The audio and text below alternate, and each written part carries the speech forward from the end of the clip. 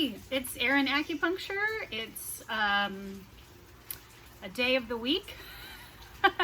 Who knows what day it really is, because it seems like every day is a Saturday, but every day is also kind of a Monday. So I don't really know. I was just wanting to reach out to patients and the people that watch my videos, which is very kind. I got so much great feedback after the last video, and that was really nice. It was really nice to hear that people appreciated the riding the wave scenario. It always seems to work for me.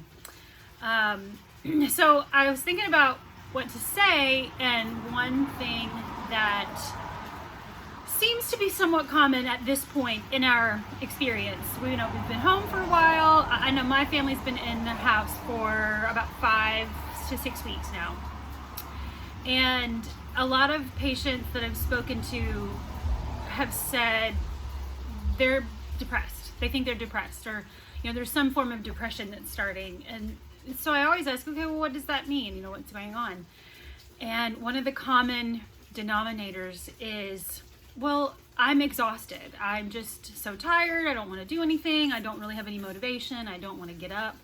I could just sleep and then fall asleep and sleep some more. And I think one of the things that it's a good time to point out in this moment is that sometimes when we feel like we're depressed, what you're really experiencing is exhaustion.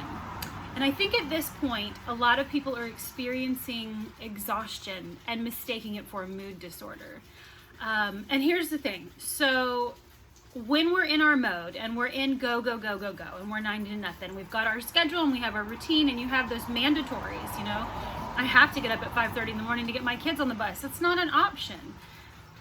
So that schedule keeps us in a certain level of drive. And so what we're experiencing now is that a lot of that level of drive has turned off. We don't have to have the same kind of rigorous schedule. Most of us are not commuting anymore, and if you are, there's not much traffic. You don't necessarily have to, we're not having after-school activities and a lot of extracurriculars. Nobody is really training for marathons and going to CrossFit and doing all these extra things that keep us in drive. And so what we don't realize, and even though those things are good and healthy and fun and beneficial, they're not necessarily bad things. Even if you're busy but you don't feel like you're stressed, there's a certain level of energetic output that you're experiencing all day, every day, that allows you to maintain that constancy. And now that most of us have checked out of a lot of those patterns, and we don't have our car in drive in that way, we're all kind of we've shifted to neutral. And neutral is allowing us to go to sleep. And that's a physiological thing. It's not just a mood thing. It's a physiological experience where your body reduces the amount of cortisol and adrenaline and chemicals that is required to keep the machine running.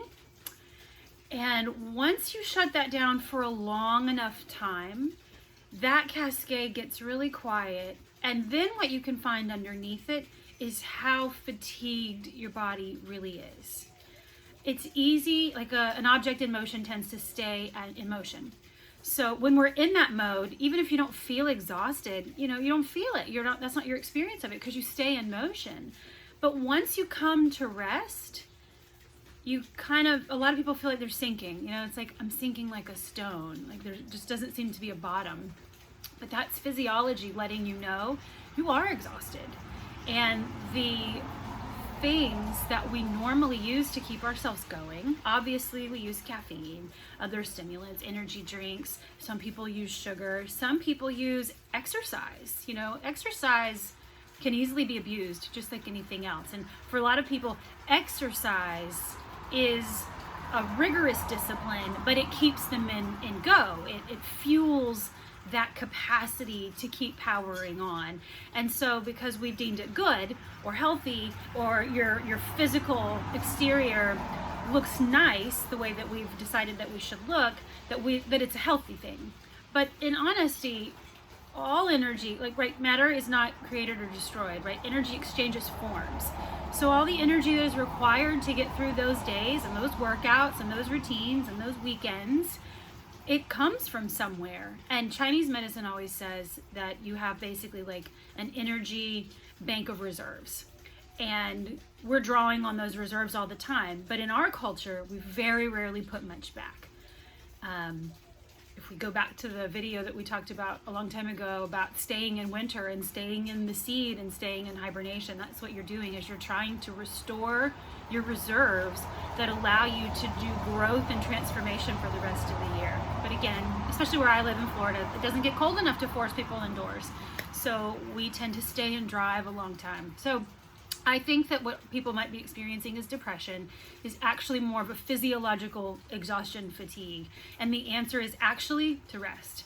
That's really what your body is telling you. I'm so depleted, I don't have anything else.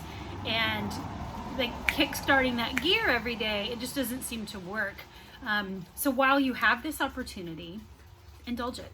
This is one of those moments that it's okay to not be at your best. It's okay to not be your best self. It's okay to surrender to this difference and this change and this plateau and just chill. It is okay.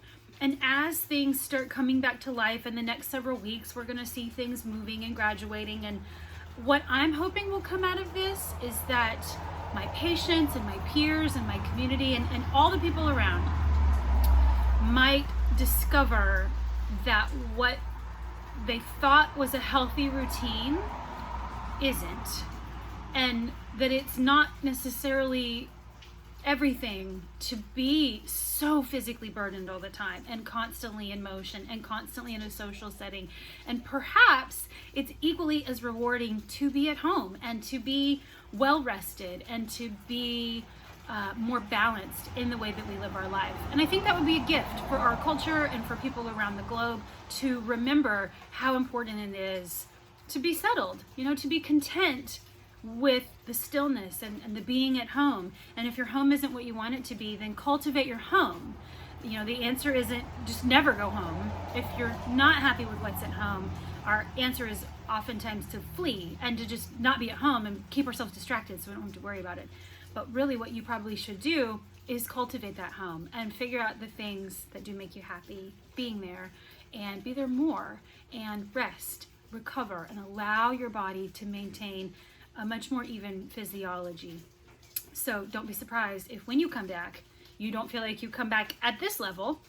You might come back at this level, and that might be a new normal, and that might be the thing that saves your life. So I am thankful to everybody who listens to the video today, and I'm thankful to all my patients who've been super patient. And we're formulating our comeback plan. Stay tuned. I'll have updates for you probably early next week as far as what we're doing to return, and some exciting news. And everybody be well. Everybody take care. God bless.